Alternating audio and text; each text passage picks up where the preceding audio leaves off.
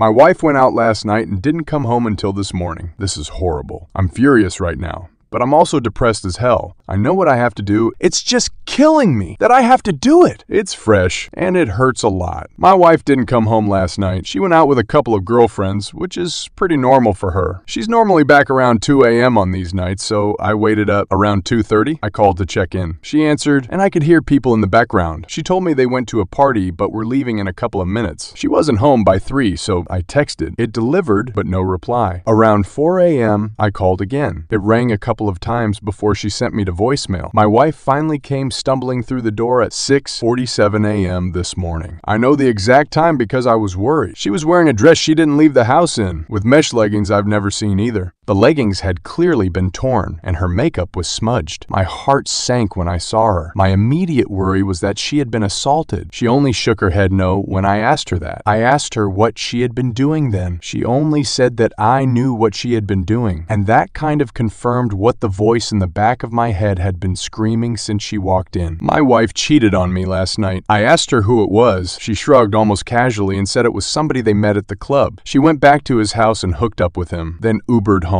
She then said she didn't want to fight and just wanted to sleep. So that's what she did. She's still asleep now and didn't even take a shower before passing out. Suffice to say, our relationship is over. We don't have any kids and we rent, so it shouldn't be an extremely complicated process. I keep trying to reason myself out of it, pretending there might be something to salvage here. I've always maintained that cheating would be a red line for me though. I think I need to stick to that now. Alright, things have happened. I am no longer at home. I left. I wasn't able to get the day off work today though, so I'm writing this on my lunch now. It's been a struggle keeping myself together today. Honestly, I've had to sneak off to the bathroom twice to cry. Crap, rough dude. I'll post something more detailed later on because holy effing crap, there's a lot. I'm exhausted. I've only slept about 4 hours total since this all happened. Also, to the woman who felt compelled to send me a topless picture, thanks, but also no thanks. My heart just isn't in that sort of thing right now. Update. I'm sorry I didn't get around to this sooner. I wasn't able to get the day off work yesterday because my boss kind of sucks. I was a complete mess at work yesterday though, so I was allowed to take the rest of the week as vacation. Thankfully, I think I went through all of the stages of grief while my soon-to-be ex was sleeping. I wasn't expecting my post to get any attention at all. I just figured I needed to try to talk to someone about it because I was not in a good headspace. I made the post in the morning, and by noon she was still conked out in the bedroom. I had processed things a bit more, and I had a rough plan in my head that I was starting to set in motion. I made a short list of questions I wanted answers to, gathered up all my important documents, laptop, etc. Then I went into the bedroom and started packing myself a suitcase. I know a lot of folks wanted me to kick her out. I did consider it, but honestly, I'm not overly attached to this place. We just rent.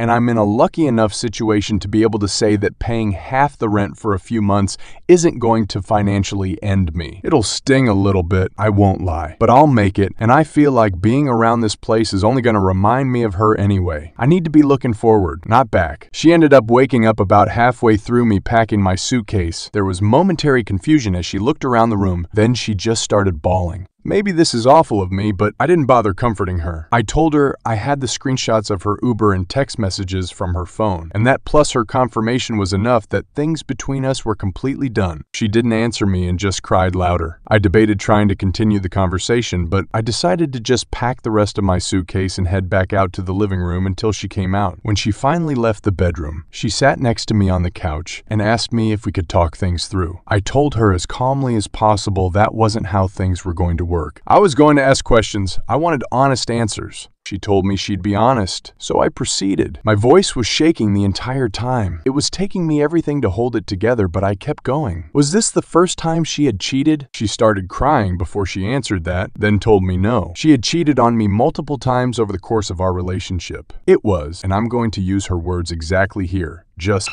a way for me to let off steam. None of it ever meant anything. I wrote a comment shortly after making my post that all the love couldn't just fade away in one swoop. Well, it can. man. It hit me right then that I wasn't dealing with my wife. The person I was married to literally wasn't in the room. This was someone different. She refused to tell me exactly how many times she had cheated, just more than last night. Had she used protection? No hesitation from her before she nodded her head emphatically. She seemed surprised I'd even asked that. I'm still gonna get tested just to be safe. I did some research into timing and I'm going to look after it. Were her friends also cheating on their spouses? Yes and no. I tried to get her to tell me which of her friends were cheating so I could get in contact with her spouses. She probably should have, because her refusal led to me messaging pretty much the romantic partner of every one of her girlfriends I could find on social media. There are a couple I don't know or couldn't find, but I did my part. Why did she do it? This was the answer that gutted me the most. I'm gonna use her exact words again. I need to have